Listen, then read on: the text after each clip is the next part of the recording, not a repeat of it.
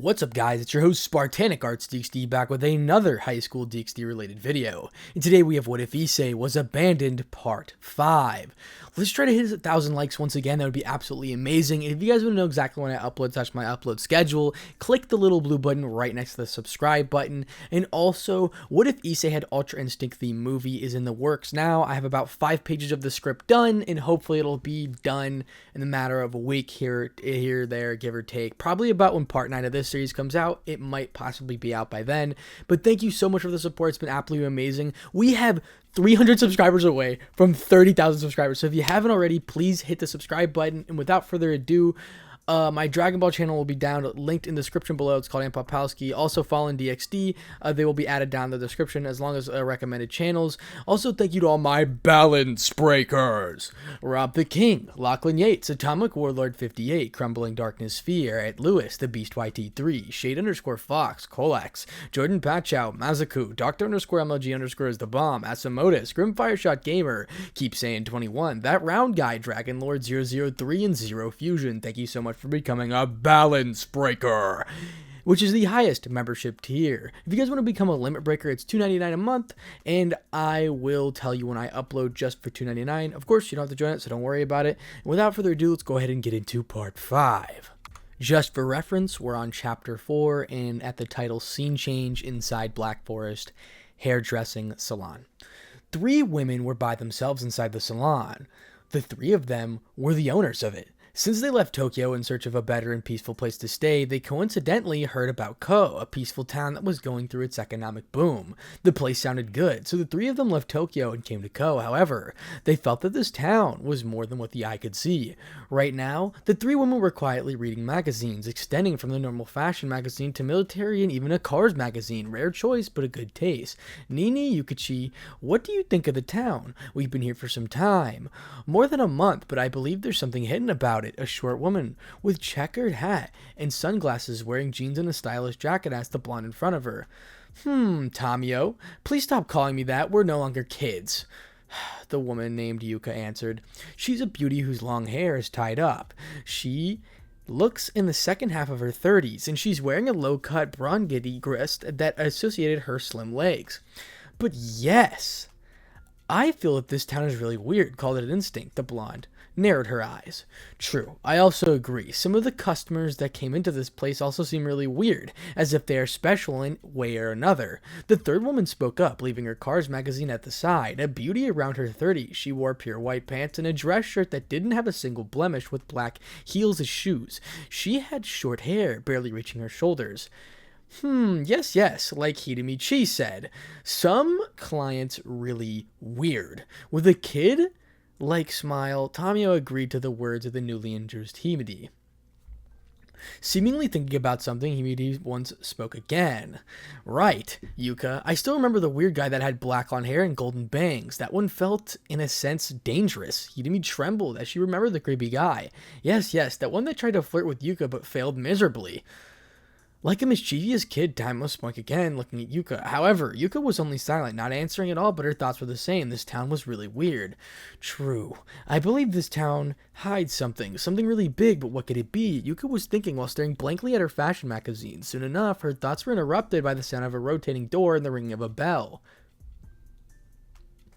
The 3 were snapped out of their delusions and looked at the entrance. A young man stood at their entrance, looking around curiously. Terrible hair, the 3 thought at the same time. The young man just looked around the room with a hidden interest. Of course, this being Issei. It was rather big, but the only 3 chairs for the clients to get their hair done. The rest of it was filled with high-class couches and shelves to the brim with different hair products.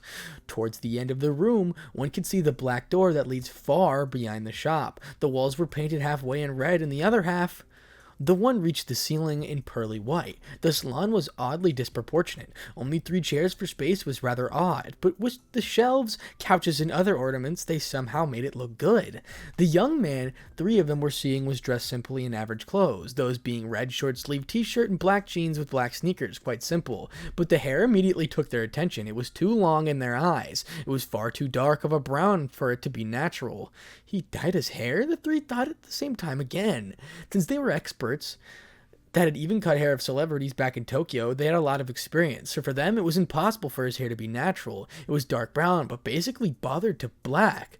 Where did he get dye like that? Yuka's thoughts were different, however. Never in her professional career had she seen a dye color like that. It was too unnatural. She has participated in movies alongside other two, so she knew their fair bit about hair dyes. Nevertheless, never she had seen one of that color. Soon the young man reached closer, snapping them out of the thoughts once again. Now they looked closer. The man, even when he looked just came out of the hospital, appeared to be quite good looking. He had a sharp face that held a cold, uncaring expression with the slightest touch of a bad boy. Nevertheless, they felt a sense of camaraderie with the youngster, but they didn't understand why. He's quite the guy, Tamio spoke in a rather small voice compared to the past, but she was heard by the man. Well, thank you for the compliment. If a beautiful woman such as yourself says so, then I feel flattered, the man answered, in an unexpected tone of them than he thought he had. It sounded sharp, yet also warm. It left the feeling of wanting to listen more to that really odd combination of tones, but his eyes were ones that took the greatest effect on them, more than his hair, more than his voice, and more than his rather plain but cold face. What kind of eyes are those? They thought to themselves. The eyes of the man were black, yet a tinge of red could be seen in them. They felt completely cold and sharp, detonating a great life experience, something that no one should go through, like a beast that was sleeping and shouldn't be messed with. Issei used a minimum part of his darkness to change his eyes into the state of his demon mark. That's why they felt something weird about them. He did it just to look cool though, since he really liked how his eyes were in a demonic state, and even though he loved his former honey eye colored eyes, they made him look dumb and goofy. So for the first impressions, they were not the best. He wanted to look good and not to be underestimated, so he used his darkness to help him use the ambit. The three swallowed their spit discreetly. This man felt the same as the black-haired golden bangs creepy man. Even his presence excluded some of the air of danger. Just for reference, that old black-haired bangs guy is Azazel that they were talking about. That's been there once before. For the first time since they came to the town of Ko, their doubts were cleared. This town definitely has something really important and dangerous. Yuka thought as her eyes stared holes at the young man in front of her. This town, what the hell is it hiding? First the creepy dude, now this guy, his entire presence practically seems dangerous. Just what is happening here? Hidemi thought as the man looked around, once more seemingly impressed with the place. This place, we need to investigate more about it. I believe this guy knows something. Maybe he can tell us. Tamio, for the first time in a long time, became serious. Excuse me, could you please help me with my hair? The man, Issei spoke to them.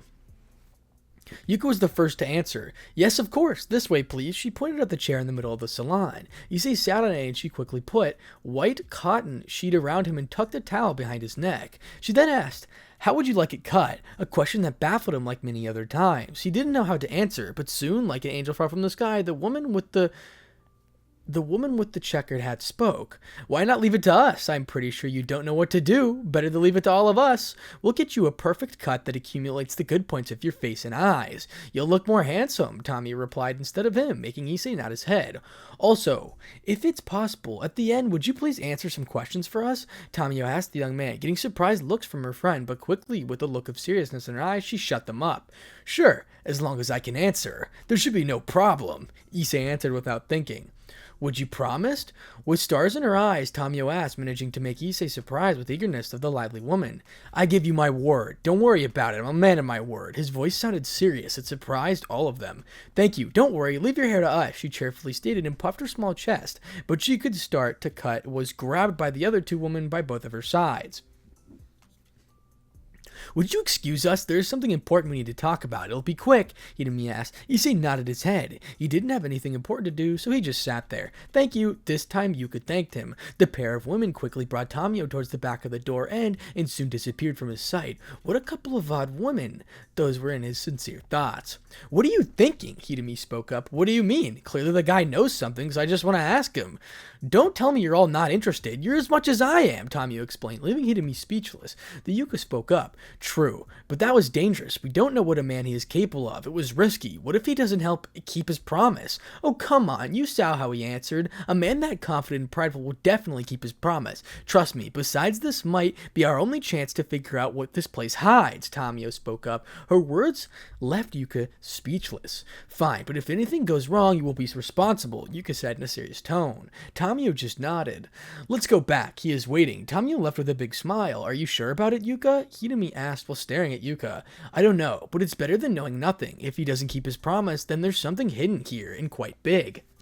And if he does keep his promise, then we'll know exactly what is the secret, she spoke in a rather logical way. Okay, Hidemi believed her words. Then both of them opened the door and walked back towards the client. Issei just sat there. He almost fell asleep but woke himself up as he heard the sound of the black door opening, instantly seeing the jumpy woman from before. Well, let's start. The other two will come any second. So, tell me, how would you like to look? The woman asked Issei. He replied in a confident tone of voice. Cool. The woman went wide open, but soon... I like it, she smiled, but this time more fiercely. The name is Tamio, by the way. She formally introduced herself. Issei Hyodo. He introduced himself as well. After that, the other two women came into the back door at the back. One went to the rotating door and locked it in place, while the other said, since all of us are going to do this, we need total peace, no distractions. Issei nodded his head. Oh yeah, my name is Yuka and she is Hidemi. It seems Tamio already introduced herself. My name is Issei Hyodo, he said in a warm voice, but still had a sharp tone. A little smirk adorned his face, taking them off guard. I'll be in your care, Issei said, as he small blushes on the three women. It seems he can be quite kind, the three women of them noticed. Good, let's start, Tamio said with a cheerful voice. Yukichi, Hidemichi, let's make him look cool, Todio said. The woman next to her, getting a quick nod from both of them as a reply. Then they each grabbed a pair of scissors and comb. As fast as they could, the three of them worked in perfect harmony, perfect teamwork. Seeing them, Issei was a little surprised. Soon, quite some time passed, but his hair stayed almost the same. How did it get this long? Yuka asked, mainly to herself, but Issei was a little startled by the sudden question. Would you mind telling us? It will take a while for us to finish the awkward silence, and no. Tamio asked him, intrigued by this as well. Issei widened his eyes slightly and thought of his answer. Maybe talking with someone besides Dreg would be good. He then decided to tell the modified version of the truth. Sure, taking it off my chest would do me good. He didn't know why these three women felt trustworthy. Maybe they also experienced something rather bad in their lives, Issei thought to himself. The woman I loved cheated on me, and my friends knew about it but never told me anything. Those words were like a cold bucket of water for them. They treated me like a thing, not a living being, so because of that, I went and did stupid things. One of them was a journey into the forest. I don't remember where. I stayed for a couple of weeks and depended on the food I found there. I only returned 2 days ago, finally feeling peace. Issei finished his explanation for the three women. This was the biggest shock they had received in a couple of years. All three of them almost stopped their work and was shocked by his words, but thanks to being professionals, they continued with it. I'm sorry. The first was to speak was Yuka, feeling a bit guilty. Don't be. I already moved over it. I also know the people had it much worse than I did. His voice echoed all throughout the salon. Worse than you? You said you practically lived in the forest for how long? Probably a month. I don't know. Time is difficult to sense when you're on a mountain filled with nothingness but trees. This time, Issei told them about his time with the old man Tanin, so technically he wasn't lying, just mixing stories. They were surprised. A month? No wonder he looked like that. Interesting. Insisting, Himuri spoke up. Wow. And you say you didn't have it rough? No, not that much. My friend and rival, because of certain reasons, was abused by his own parents and threatened by his grandfather that if he didn't abide by his words, then he will kill his mother right before his eyes. At the age of 9, he was thrown out of his house and left all alone since then. So he became kind of twisted in a sense. They were without any words. The kind of thing sounded like a novel, but his tone of voice and expressions made all three women think, he's telling the truth? After some seconds, they calmed down. Wow, poor guy, Tamio spoke. Yeah, but he found his mother a couple of months ago. He thought she was dead, so seeing her alive really helped him quite a bit, Issei said with a smile on his face. The three women almost lost tears falling down their cheeks. Well, at least he found something good in the end, Yuka smiled sweetly. Yeah, I'm happy for him. He was the worst I know of, he replied, lost in his memories. Astounded by his comment, the three of them asked, one of them? Yes. The other stories are much more personal. I'll tell you this since he doesn't mind for someone to hear his story. He already went past it, Issei said to the three of them. After the battle with Ezidaka, Vali became calmer and he didn't mind his story being told to the underworld and still sided with Rizavimd. This made him see how horrible Rizavimd truly was. What about you? Yuka asked as she finished cutting the long hair. Finally, they were reaching somewhere with his cut hair. Me? Issei thought about it. But then he thought, why not? Fuck it. There are many things in my head and better for me to let them out, Issei said.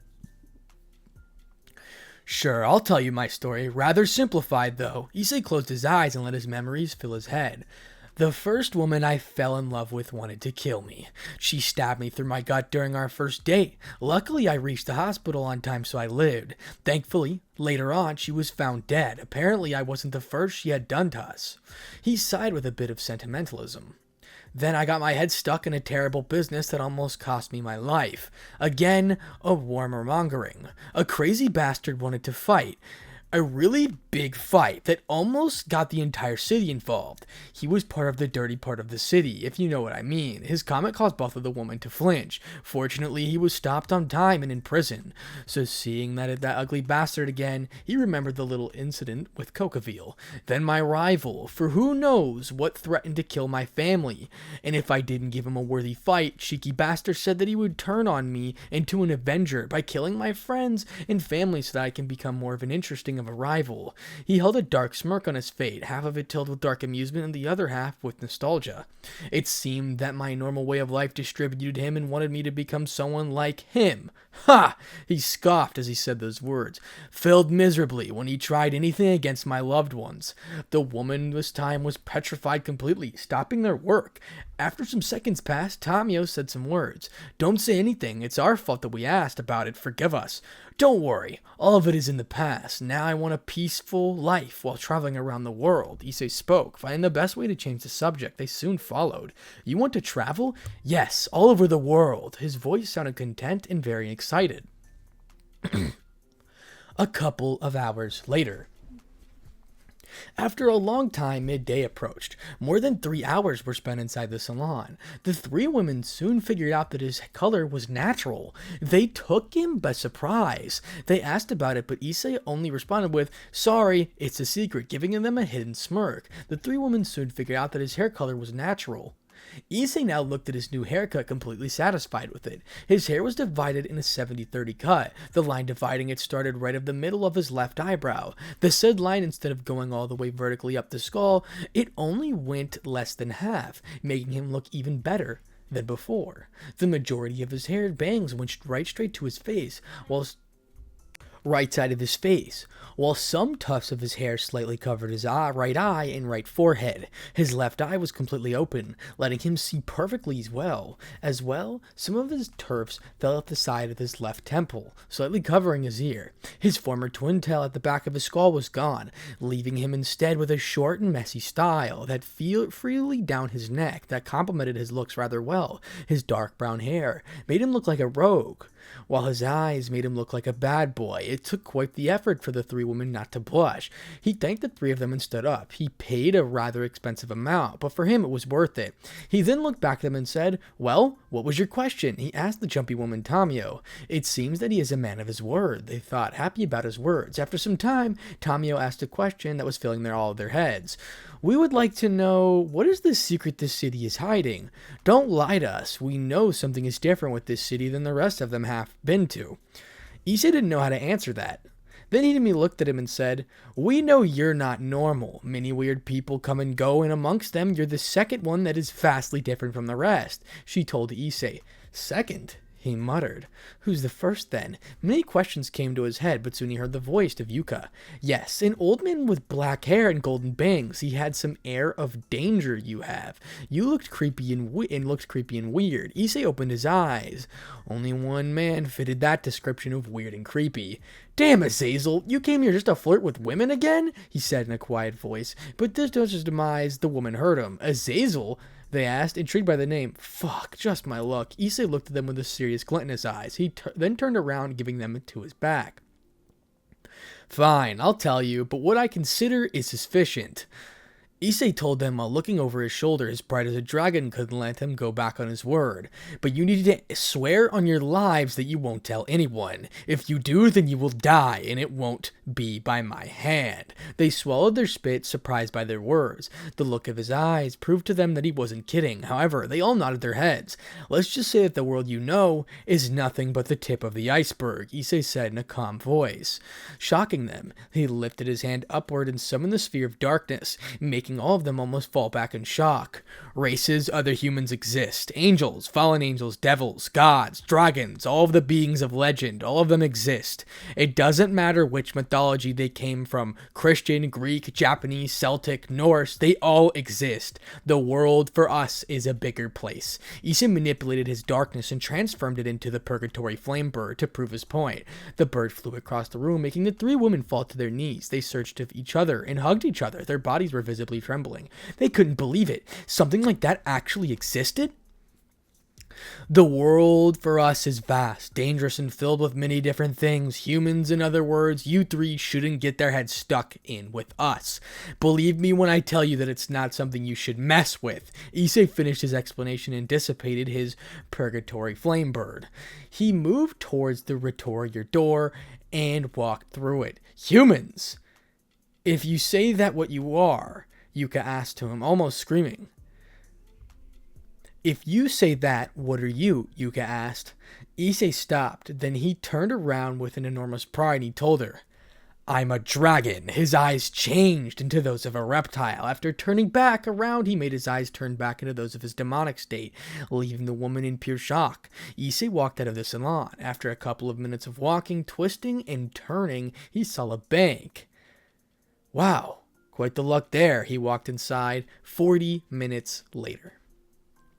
Damn, they are slow. That much time just to open another account? Although it was international, still.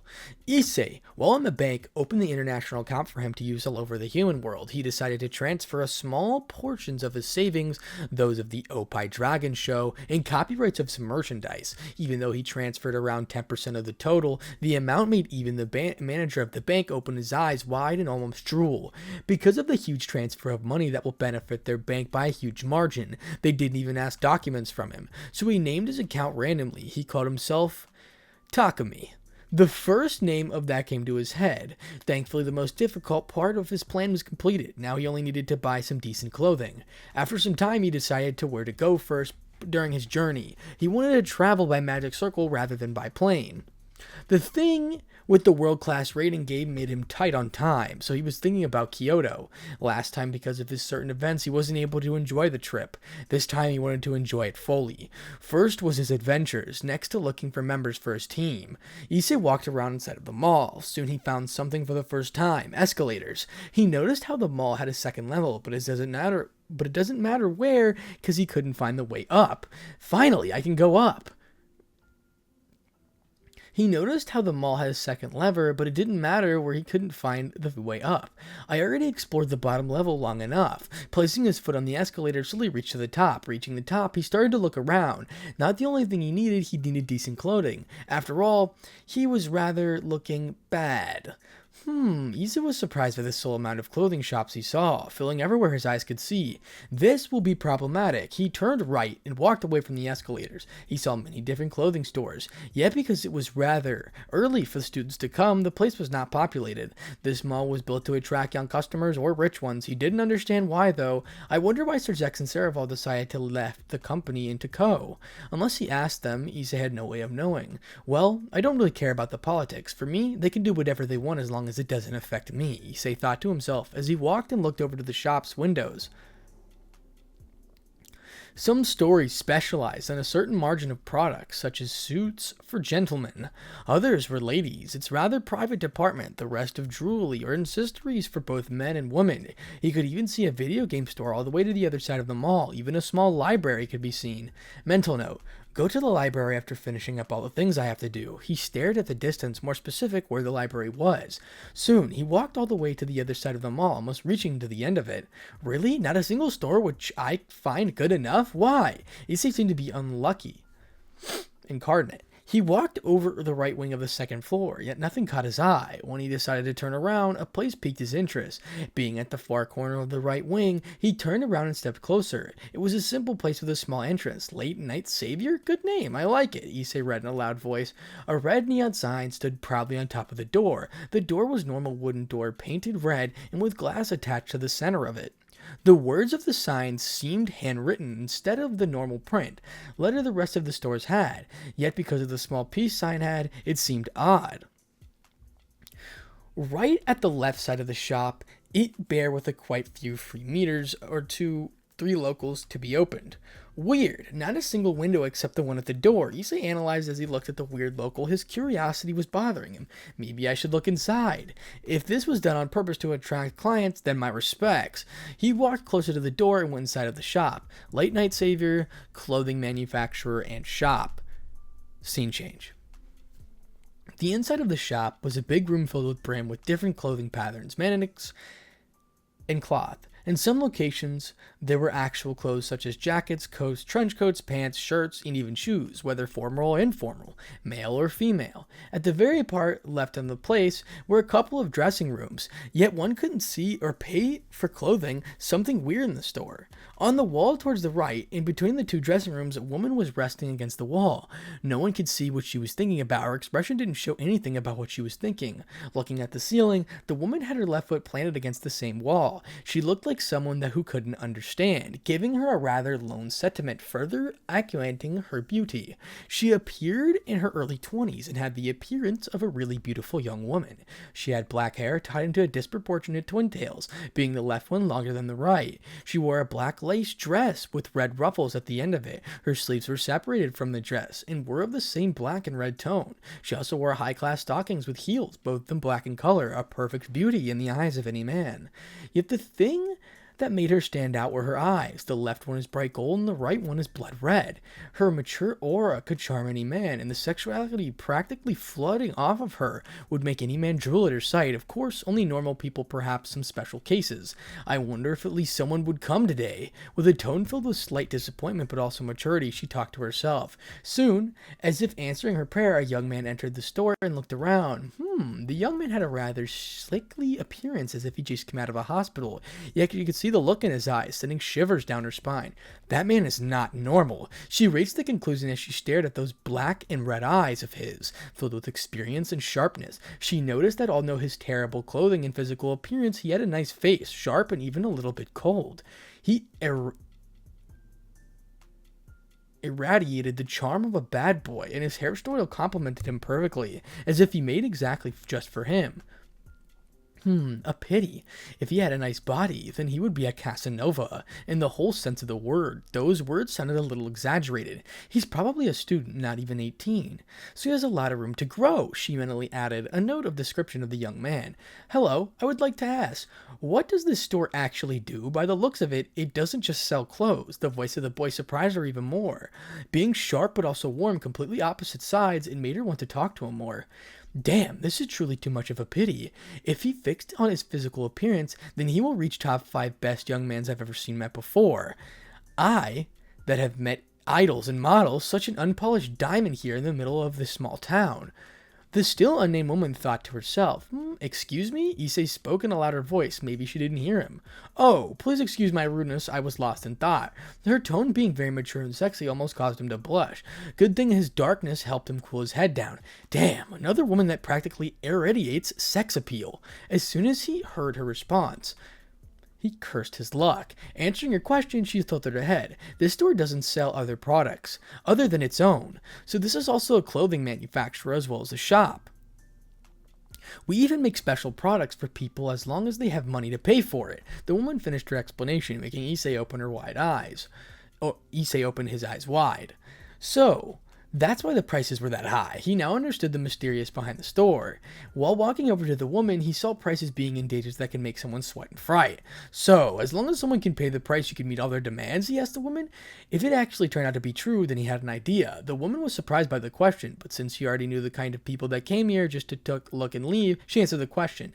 Yes, it can be done, but the price will definitely increase. After all, it's tailor-made. We even made by our policy to be that our clothes will be long-lasting and not easily broken, even if one is shot at. She said the last part trying to scare the boy. She believed it wasn't impossible for the boy this young to pay their prices. Excellent. Then I would like to order a couple of pieces. His answer turned out to be the opposite of what she would say. Those words made her widen her eyes. Are you sure? It will not be cheap, and a deposit alongside of a contract needs to be done ahead of time. She tried to scare the boy off, a small smirk that made her even blush. Just a little bit appeared on his face. Worry not. If it's money, I have enough. Those words made her freeze in spot. Mechanically, she nodded and said, "Then come with me." She guided him furthest into the store. After walking for some minutes, he saw a black door against the wall. "Please come inside." While opening the door, she told Issei. He nodded and walked inside. A staircase was the only thing in front of him, filled with only a couple of lamps on either side of it. "Please follow me for the signing of the contract." She walked in front of him and guided him. Unfortunately, because she was too quick and couldn't sense the place, he got to vaguely notice his paintings at the sides of the wall. After following for a while, she stood in front of the black door and knocked. "Darling, we have a client," her flirty voice echoed around the hall. Soon after, a voice replied, "Please enter." It was a grave voice, clearly male. It was filled with confidence and strength. The door was opened by a woman, and light skin inside the room filled her eyes.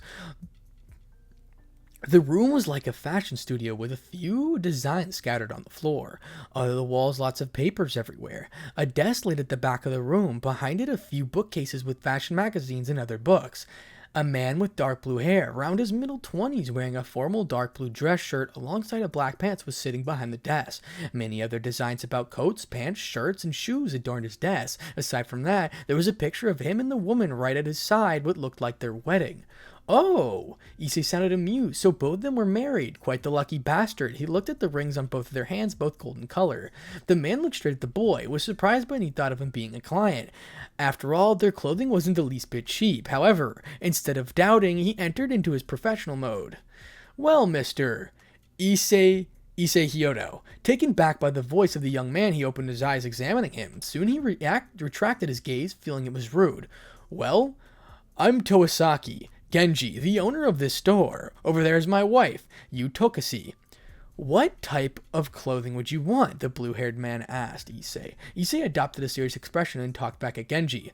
Looking him straight in the eyes, he answered, "I would want a trench coat, a short-sleeved t-shirt with a v-neck, a pair of pants same color and tone as the t-shirt, a pair of dark brown boots that reach below my knee." Issei stated his demands. Genji wrote down his demands on a piece of paper. After writing it down, he looked at him. "Any special demands you would like to add?" Genji asked him. Issei nodded his head. "I want it to be the toughest material you have. I don't care about the weight increases. I want to be able to survive if needed to be an explosion." The married couple was surprised by the demands of the young man. This was far more extravagant demand than they had ever received. Seeing the looks on both of them, Issei cautiously asked, "Is there a problem?" Both of them got out of their thoughts, but Genji answered him, "No, there isn't. But the time needed for them to be ready will be long. Those type of materials are rare. Also, the colors for them can't be bright. The material wouldn't accept them if it was." The word shocked Issei. Time wasn't exactly his ally now. "Damn, maybe it'll take weeks, even months for them to be ready. I don't have the luxury of waiting. Time for plan B. If you can get them ready by Friday, I'll pay you 10 times more. I'll pay you everything right now if you don't believe me." Issei used his trump card, money. The couple was so surprised their eyes popped out of their skull. A handmade demand will make a lot of money, especially something of this level, and he wanted to pay 10 times more? He's bluffing! The woman quickly concluded, but she then looked at the eyes of Issei and saw pure seriousness and even a bit of desperation. It seems he's in a hurry. Genji thought the same, but the look in his eye of the man showed he wasn't joking. Quickly he stated to be the calculations. He needed to estimate a price. If it's actually worth it, then I will move mountains if necessary, Issei thought in his head. The store was in good position. It even had many franchises around Japan. However, money was still money, and it was more than welcomed. A franchise of this level is expensive to maintain, and an order of this size will definitely help him. He finished the numbers. The price was insult even to him. Then he added a digit more. With this franchise, it will be stable for a year more. Even a few projects can be finished. Genji showed Issei the prices, afraid that he will go back on his word. It's way cheaper than I thought. Issei quickly made his conclusion. He thought he needed around 5% of his reserves on his account, but in reality proved him wrong. This should be about 0.5% of his reserves, give or take. Not bad. The amount of money he had in his account was enough to buy a city if needed to be. Of course, that was on his main account, not the one he just made. It seems that the show is money is really printing machine. Seeing Issei stare at the contract with the price, both Genji and Yu started to sweat a little. Their hopes were entirely on him. I have no problem with that price, but are you sure you can have them done by Friday? Shocked at the acceptance of the man, Genji quickly nodded his head. Yes, don't worry. By Friday, it will be done. Even if I need to break myself into tiny little pieces and every contact I have, as long as you sign the contract, I'll do it. Genji thought inside of his head as fire filled his eyes. Issei sides Issei sighed in the contract and made the transaction. Everything went smoothly, making the three of them sigh in relief. Soon after, Genji spoke. Wife, take his measurements. I need to prepare the designs. She just nodded and took Issei away. Before he could leave, Issei said something. Please, make them as cool as possible. Genji just smirked and nodded. Just he had a thing. Looking cool, who knows? After that, his wife took measurements on everything needed. Soon, lunchtime came and Issei decided to go back home. When he decided to leave, he was accompanied by Yu all the way out to the exit. Right at the main door, she said, worry not, they will be done by Friday, trust us. She smiled at him, making him smile a little. He trusted them for this. Thanks. My plans depend if they are done by that day or not, so please make them on time. It's really important to me. Issei looked at her. A trace of pleading was actually seen in them. This took the woman by surprise, but she quickly thought, so he can be like this if he wants to be nice. Smiling at him, she just nodded her head and turned back. Issei left the store and walked towards the escalator. Sorry, library, but maybe next time. Feeling regret, he actually left the right wing of the second floor. Reaching the escalator, he made his way to the lower floor. He turned around once the bottom floor and looked at the hairdressing salon. He saw it closed. Maybe it was too much for them, he asked himself as he turned around and started to leave the mall. He wanted to go back home. He needed to train and finish the books he had planned for today. He still had half of them to read, though. Kyoto Mansion, entrance. Issei finally reached his home, and since it was barely past lunchtime, no one was inside. Thankfully, the woman living with him liked to eat at the college, something he was grateful of. Well, time to train. He crossed the door and reached the escalator. Pressing the button, he went to the second floor of the underground, right of the training field number 2. He wanted to engage in a routine of physical exercises and practice the experimentation with his darkness. Maybe by the end of the week he will get even better. Those were his expectations. After months of no training and only occasionally sparring with Kiba during that time, he became rusty. That and the absorption of his life force of the evil pieces turned him into a deplorable state. But because of the healing done during the suicide attempt by Drake, as well as the complete awakening of his aura, turning back into his former self won't be that hard. Perhaps if Lady Luck smiled at him, by Friday he will look decent enough. Let's hope for the best, Issei thought. As he reached training field number 2, he once again saw no one. Feeling happy, he walked towards all on out. He did the same as the past days. He wanted to try and change the form of darkness, this time into a physical weapon. If I'm not wrong, there are many traits on my aura, so why don't change it into a weapon? I like swords, but since Ascalon is sealed inside the boosted gear, I cannot practice with it. He closed his eyes, imagining his darkness changing into the shape of a sword. He tried for a little while. Ever since he gained experience after the formation of his Purgatory Flamebird, it was far easier turning it into a sword. After spending no more than 20 minutes trying, he succeeded. He didn't understand why. The sword he formed looked extremely real, as if it was made with real metal. Maybe I concentrated far too much. Flicking the blade with his fingers, cling, it was heard. Wow, this is hard, even my finger hurts, he said, surprised by the toughness of the blade and shaking his hand to reduce the pain. The blade was shot short, far less than a meter in length. The whole blade was curved, similar to a snake aside for the sharpness and durability. Nothing else was special about it. Being this hard, maybe the sword can withstand a full-powered attack from Zenobia and her ex Durandal. Issei theorized as he planned the blade on his hand. Could I create more like it? Issei had a crazy idea, so he tried it out. Soon after, in front of him, there were 7 different swords, different in shape, length, and size, all of them floating more than a meter away from the ground. It seems my livid is 7 blades, huh? Feeling a bit disappointed, Issei stared at the 7 blades. But well, since they are part of my darkness, I can control them with my mind. They will be easier to use thanks to that. He noticed the blades moving on. He thought about it. After all, I am no expert at swordsmanship. I only mastered the basics of it thanks to Kiba. Issei wanted to create as many blades as possible and shoot them like missiles, but the world didn't agree. After all, something like that would be far too strong. Well, 7 blades that are extremely tough and sharp can be controlled with my mind and summoned as long as I wish it. How should I name them? Issei thought, as he soon saw the 7 blades. After a lot of trial and error, he said, Rebellion. Yeah, pretty good. Issei once again satisfied his naming sense. Well, what now? I feel slightly tired and I already finished my training, Issei said in a loud voice. Not sure what to do, but soon enough he made his decision. Library. Yeah, I still need to read a bit more. Making his mind, he left the training field number 2. He walked towards the elevator and went inside and pushed the button down with 5 labeled on it. Soon he reached the 5th floor. Opening the door of the library, he walked around and reached the section of the longest mythology in human history, Hinduism. This'll be long. Grabbing the first book he saw, titled as Rigveda, he started to read alongside in his head. I, Lord Agni, the chosen priest, god of Mister of sacrifice, the Hotar, lavished of wealth, worthy is Igni to be praised by living by ancient sneers. He shall bring hitherward the gods. Though Agni men oblithe wealth, yes, plenty waxing with the day, most rich in heroes, glorious, Engli, the perfect sacrifice, with thou encompassed about verily goth to the Engi. Sapest-minded priest, truthful, most glorious great, the god, come hither with the gods. Issei was stupefied. He had never read something like that. What the fuck did I just read? Issei started reading once again, focusing on everything about it, completely losing himself in the text. Soon, time went by. Did I just read 1,000 hymns of the Vedic text? Issei couldn't believe it. He just read a huge book by a small period of time. Well, small for him, a dragon, so basically around 70% of this text is praise to Indra and his deeds. That's surprising. But he is a top 10, so it's not exaggerated. Issei just finished reading about the Rigveda, surprised by the deeds done by Indra, truly the king of gods. He then looked at the clock, and then it was only 9 p.m. It took a while to read that one. Issei grabbed another book, another Veda. According to this, there were 4 Vedas known as Rigveda, Yajurveda, Samaveda, and Atharvaveda. So reading all 4 of them plus the rest of their epic texts will take a while. Time flew.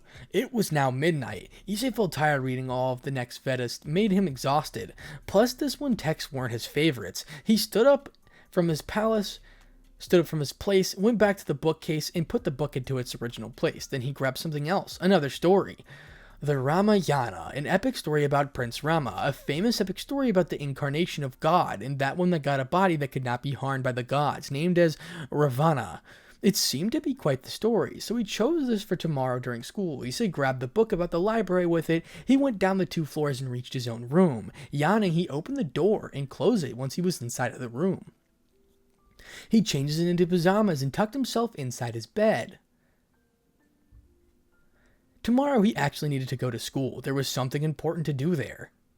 He needed to keep appearances and not make anyone suspicious until he leaves. After all, he was going to make some vacations. He also needed to talk with the principal, explain about what he wanted to do, and a small lie here and there to make it more believable.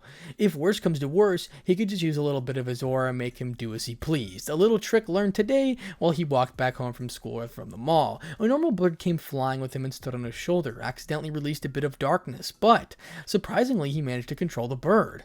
However, the second time he tried, the bird exploded in quite a gruesome way. He figured it out later. At his training, after he created the rebellion, the only normal creatures could be more or less controlled. He only needed to insert an extremely small amount of darkness and it was done, but the chance of it succeeding was almost 50%. He didn't want to try it out on the principal, but if he was left with no other choice, then there's no need to worry. The human body is more resilient and no other side effects were shown on the first bird. I only need to be cautious. Issei thought to himself while closed his eyes and tried to go to sleep.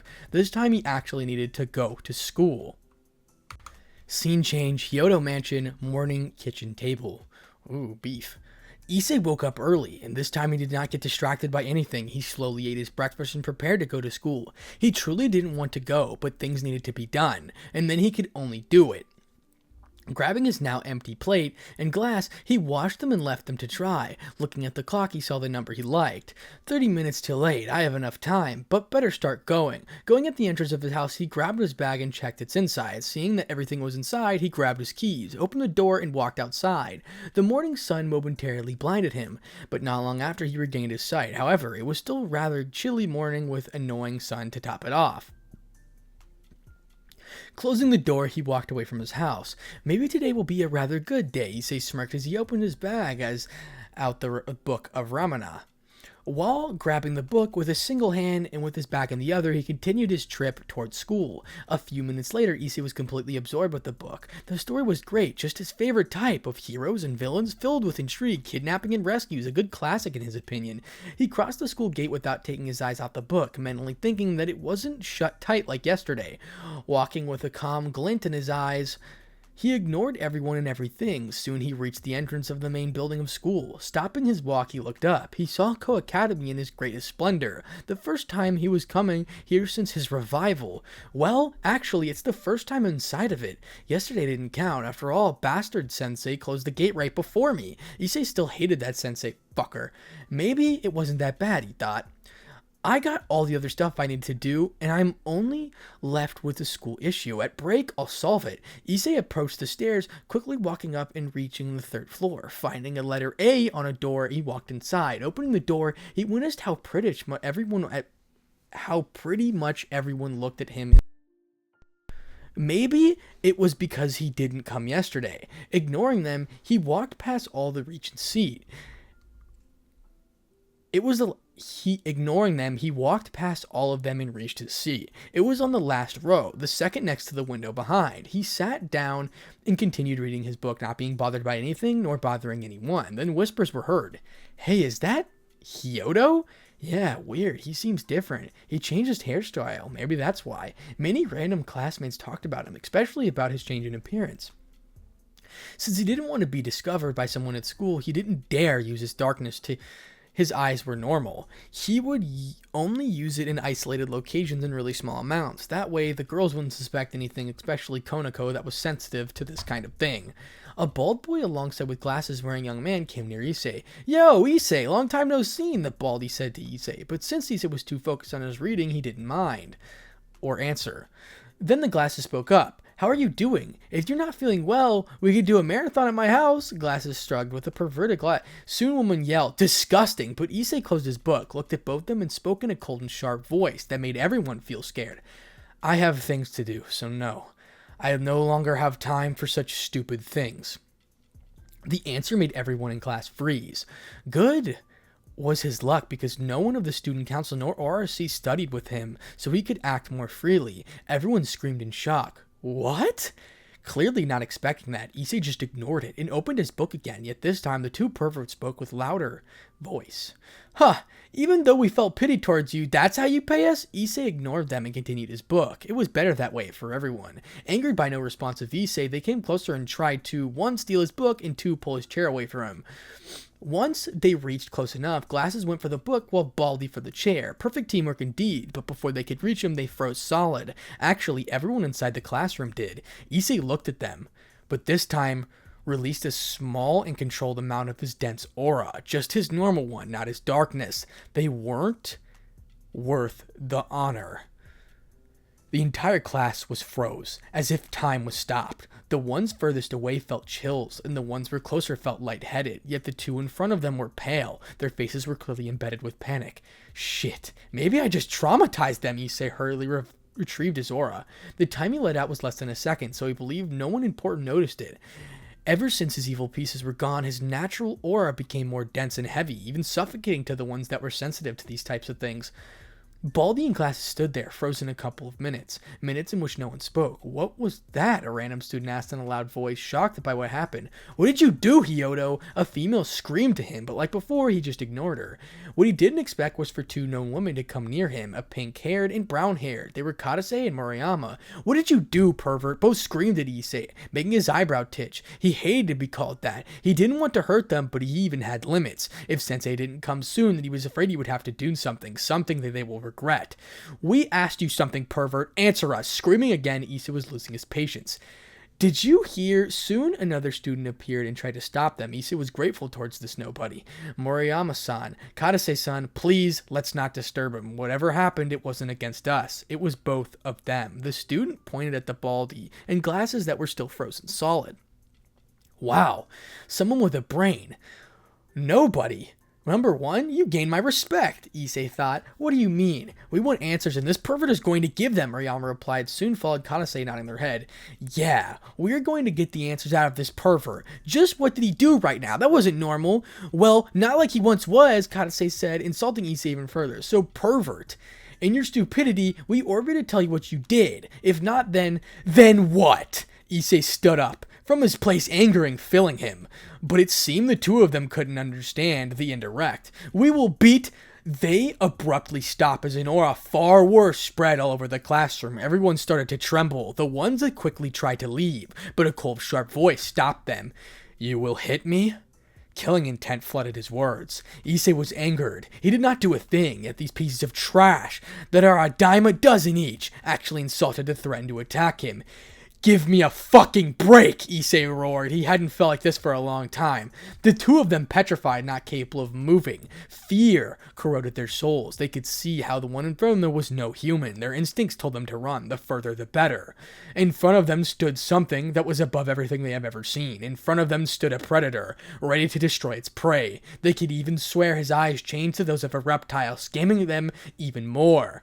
Issei continued, "I bothered no one.